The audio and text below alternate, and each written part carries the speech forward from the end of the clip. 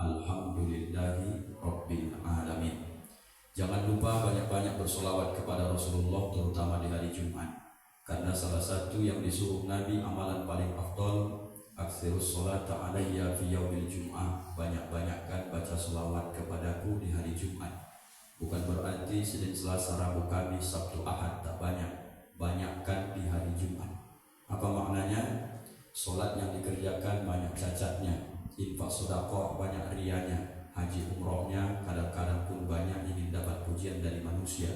Salah satu harapan bisa selamat dunia akhirat hanya mendapatkan pertolongan dari Rasulullah. Bahasa Arabnya disebut dengan syafaat.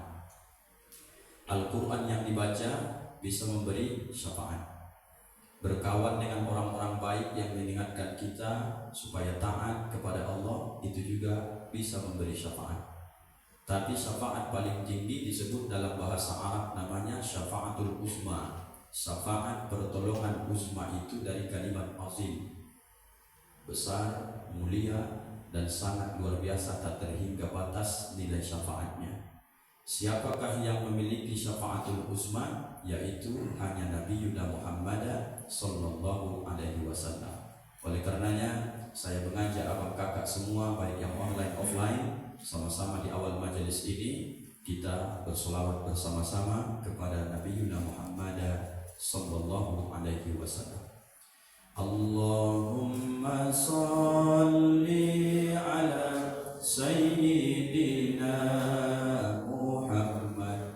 wa ashdini zalimin bil zalimin wa akhrijna min bainihim salimin wa ala alihi wa sahbihi ajma'in. Sallallahu rabbuna ala nuril mubin Ahmadan Mustafa sayyidinil mursalin wa ala alihi wa sahbihi ajma'in wa ala alihi wa sahbihi ajma'in. Terima kasih abang kakak. Apa kabar semua? Sehatnya? Alhamdulillah. Abang kakak yang saya hormati, sebelum saya lupa, kajian kita pada kesempatan yang berbahagia ini bermuhasabah, merenung dengan bencana yang terjadi di 3 provinsi besar pada saat sekarang ini. Saya sebagai pribadi dan juga secara lembaga Kementerian Agama mengajak kepada abang kakak semua yang mendengarkan informasi ini. Sekarang kita melihat bagaimana luar biasanya akhir-akhir ini, dari sekian tahun ke tahun bencana semakin sangat-sangat luar biasa. Kita dari Kementerian Agama insya Allah sampai tanggal 8 Desember 2025, bertepatan hari Senin besok abang kakak, berapa hari belakangan telah melakukan penggalangan dana sebanyak mungkin. Kita turun ke jalan dan kemudian kita menerima 3 jenis bantuan. Yang pertama berupa bantuan uang, yang kedua pakaian layak pakai, jangan pakaian yang tidak layak pakai. Artinya lan tanalul birra hatta tunfiqu mimma tuhibbun. Berikan kepada saudaramu supaya kau sampai ke derajat kebaikan yang sesungguhnya. Apa yang masih kau butuh itulah kau berikan. Pakaian itu masih bisa kita pakai, masih suka kita pakainya. Tapi mungkin karena agak sedikit lapuk, ada baju baru kita, baju yang tadi itulah masih layak pakai, itu yang kita berikan kepada saudara-saudara kita. Yang ketiga bisa berupa sembako. Mungkin pas gajian besok awal bulan, bisa saja 5 kilo beras bisa dibelikan. Mari sama-sama kita kumpulkan secara kelembagaan, dikelola oleh Kementerian Agama. Nanti bisa dikumpul ke kantor KUA Kecamatan Ujung Batu.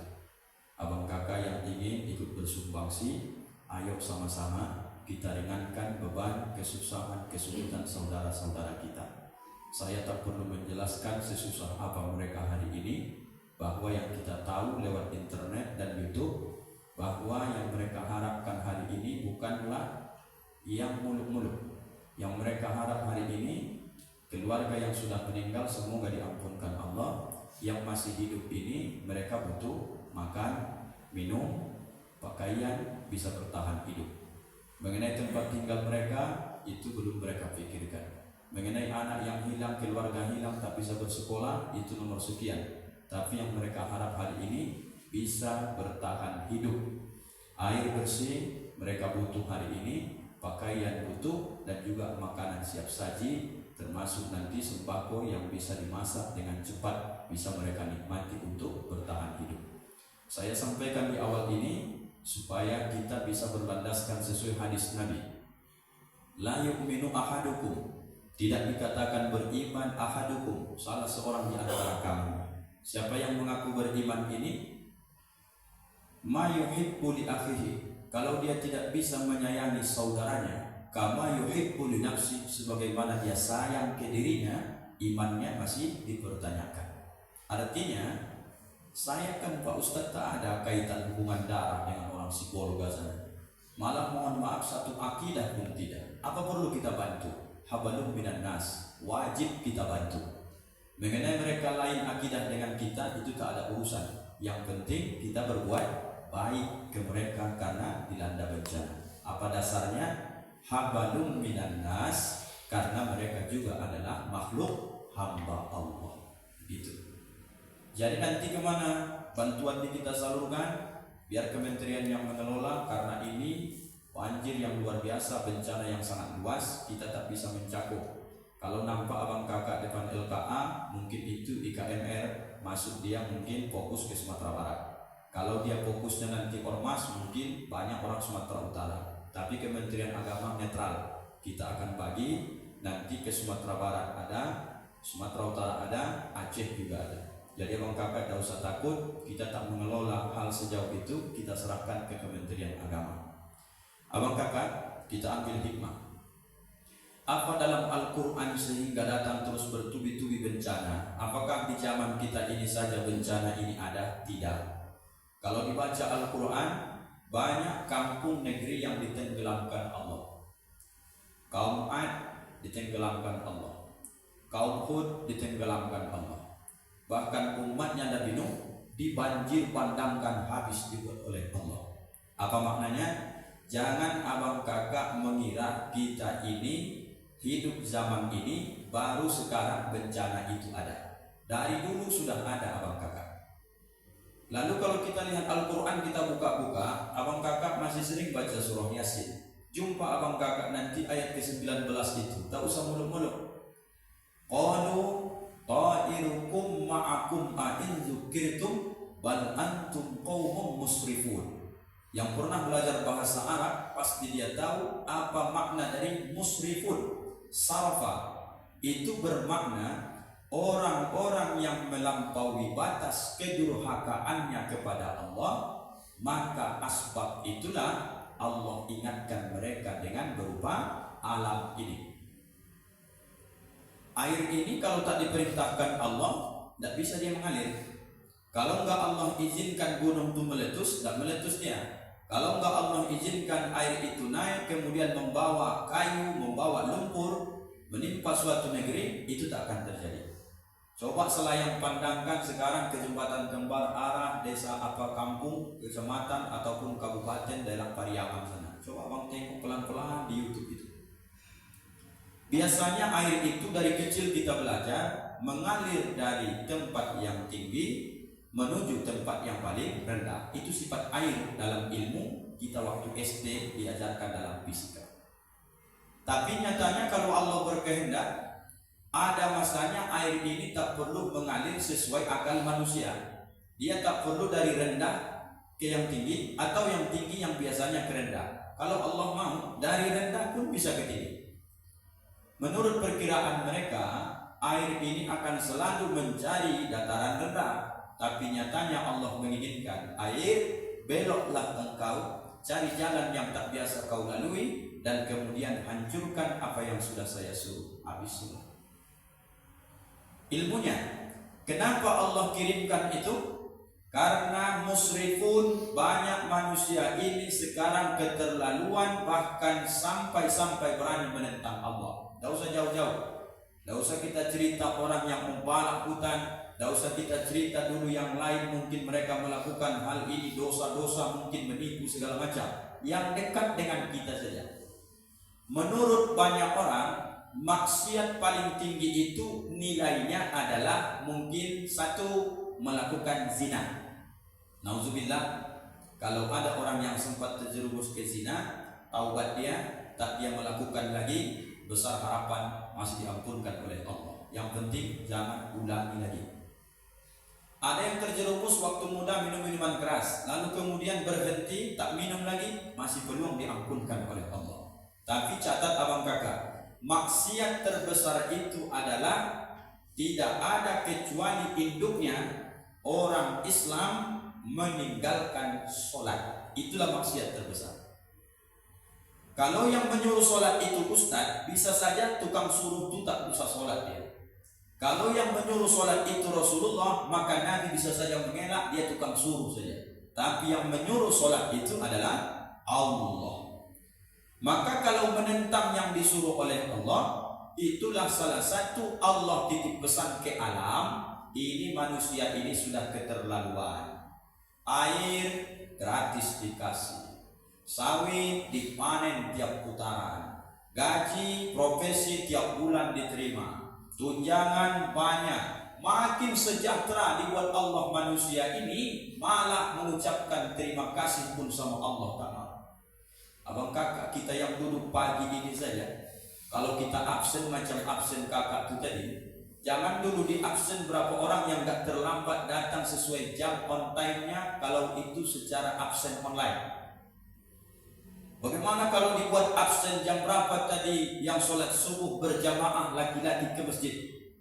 Berapa orang yang tadinya mungkin dia sholat subuhnya on time di awal waktu, biarpun tak ke masjid.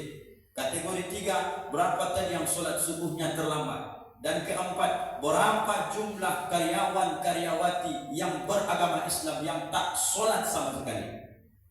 Abang kakak, dianggap ini semacam sepele. Orang mengatakan, sumber Pak Ustadz begitu karena banyak bukit, wajar mereka kena banjir longsor.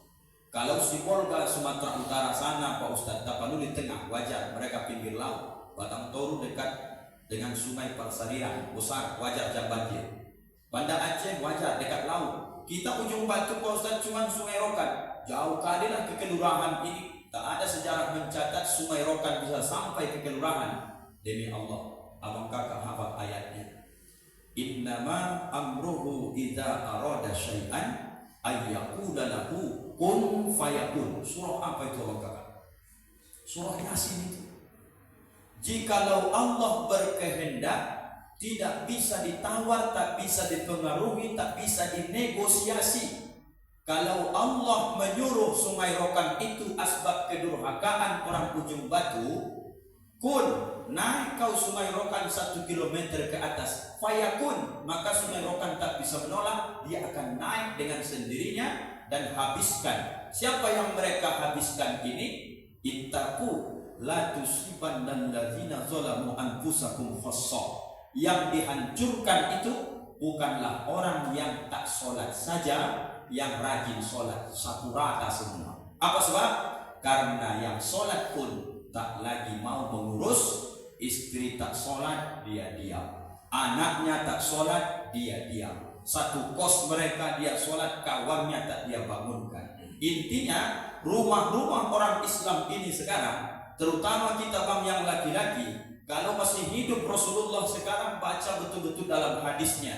Kalau tak berhenti mereka dari kebiasaan mereka, yang sholat laki-laki dewasa yang sehat ini sholatnya di rumah tak berjamaah ke masjid, la uharriqanna alaihim buyutahum, niscaya aku turun langsung kubakar rumah-rumah mereka, kata Rasulullah. Saking pentingnya abang kakak, sholat ini kalau ditinggal maksiat terbesar dilakukan oleh manusia. Kakak-kakak yang cantik ini saya pesankan dari sekarang, jangan terbuai dengan apapun iming-iming. Cari pasanganmu demi Allah yang rajin sholat. Banyak angka perceraian di kantor KUA bukan karena kurang kaya abang kakak, bukan kurang ganteng. Pertanyaannya cuma satu, saya merasa hidup ini hampa Pak Ustaz, tak ada nyamannya. Apa sebab? Dua-duanya cari duit, asal pulang selalu begaduh berantem. Keluarga ini macam rasanya macam neraka saja, tidak ada ketenangan. Kenapa tidak bisa dapat ketenangan? Karena dua-duanya jauh dari Allah. Kenapa suami suka emosi bahkan KDRT bahkan membunuh istri? Jawabnya karena maksiat dilakukan, tidak sholat. Karena sholat itu satu adalah tiang agama. Abang kakak, tanya dulu kakakku yang cantik-cantik ini, berapa sekarang kak yang kalian ingat rukun Islam kita? 5 apa 6? Jangan ragu lagi. Besok kalau kakak nikah di Jumbatu ini sama saya bimbingan di kantor kau besok. Begitu saya tanya, berapa rukun Islam? 6 kata dia, tak boleh kau nikah, belajar kau balik. Begitu. Berapa kak rukun Islam? Rukun iman 6, rukun Islam 5. Mengucap 2 kalimat syahadat, mendirikan sholat 5 kali sehari semalam, membayar zakat, puasa bulan suci Ramadan, haji bagi yang mampu. Apa makna yang 5 ini? Kalau bersyahadat berarti siap punya risiko, kerjakan yang 4 lagi. Apakah kalau bersyahadat sholat dapat? Tidak. Apakah kalau kita berhaji sholat jalan terus? Tidak. Apakah kalau puasa Ramadan sholat jalan terus? Tidak. Apakah ketika kita berzakat kuat jalan terus sholatnya? Tidak. Tapi ketika abang kakak sholat pasti bersyahadat. Ketika abang kakak sholat pasti abang berzakat. Apa zakat saya ketika saya sholat Pak Ustaz? Duit yang kau keluarkan membeli baju, mukena, kain sarung, peci menutup aurat, wajib orang sholat menutup aurat. Duitmu itu dianggap sebagai zakat, bahkan infak dan sedekah. Berarti orang sholat itu berzakat. Apakah kita sedang sholat Pak Ustaz, kita puasa? Ya. Kalau ada abang kakak habis berwudu, nanti mau sholat duha, habis saya ceramah masih menetes air wudu di wajah.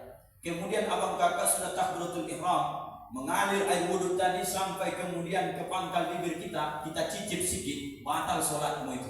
Apa sebab? Karena sholat wajib puasa. Atau nanti kita habis ceramah ini makan bakwan kayak biasa, terselip di gigi wudhu kumur-kumur, dan juga keluar. Begitu sholat duha, begitu Allahu Akbar, datang setan, itu sisa bakwan di sela gigimu masih ada, congkel aja. Abang kakak congkel, keluar dia. Kalau abang kakak telan, batal sholatnya. Apa maknanya? Dalam sholat wajib puasa. Apakah ketika sholat kita berhaji Pak Ustaz? Betul. Abang kakak tidak sah sholatnya dalam keadaan normal kalau tidak menghadap kiblat. Maka menghadap kiblat itulah hajinya bagi orang yang sholat. Kesimpulan, orang yang sholat itu bahwa sholatnya adalah tiang agamanya. Faman aqomaha faqad aqamatin. Kalau dia tegakkan sholatnya, sama saja dia menegakkan agamanya. Waman tarakaha, orang yang meninggalkan sholat, faqad hadamatin. Sungguh orang ini meruntuhkan agamanya. Kalau runtuh agamanya, maksiat yang lain akan dia dapatkan. Pelaku minuman keras pasti pangkalnya dia sepelekan sholat. Pelaku zina itu awal pangkal maksiatnya pasti meninggalkan sholat. Durhaka ke orang tua pangkalnya pasti melalaikan sholat. Maka abang kakak, bencana yang ada hari ini tidak kita menjustifikasi mereka tak sholat, tapi mayoritas kampung-kampung kita sekarang memang rata-rata lebih banyak orang sholat dibanding tidak sholat. Sekarang hari Jumat abang, terutama kita yang laki-laki, tengok-tengok masjid kita Al-Hidayah di belakang kantor kita ini. Kalau zuhur asar hari biasa, menengok padat penduduk, tidak wajar dapat 1,5 bahkan hanya 2 shaf itu setiap sholat 5 waktu. Ustaz jangan gitulah, kami sholat di sini ada musola, oke, dipotonglah bagi yang pegawai. Masyarakat pensiun dekat rumah, dekat Al-Hidayah itu, apakah cuma itu penduduk yang sholat ke Masjid Al-Hidayah? Tidak. tiga kecamatan kita survei dari masjid-masjid besar Ujung Batu, Pagaran Tapak, Rokan Ampat Koto, Abang Kakak, itu rata-rata sholat 5 waktunya itu tidak sebanding dengan jumlah masyarakat tempatan. Apa maknanya? Ujung Batu peluang juga akan Allah tenggelamkan kalau nanti tidak ada perubahan di tengah-tengah masyarakat. Apa dosa yang kami lakukan ya Allah? Solat kalian lalaikan, yang menyuruh solat adalah Allah. Lalu para bukti gimana solusinya kalau udah seperti ini? Solusinya pertama, abang yang belum aktif solat, kakak yang belum aktif solat, khusuk tak khusuk, yang penting abang kakak sadari ini kewajiban yang datang dari Allah. Siapa Allah itu? Yang menciptakan kita. Jadi kalau yang menciptakan kita saja kita lawan, pertemuan tak bisa dielakkan. Kalau saya nggak suka dengan seseorang, bisa saya nanti pindah tugas, pilih saya ke Kemenak Rokan Hulu. Di Kemenak Rokan Hulu bermasalah, nggak suka, saya minta mutasi ke Kanwil Provinsi.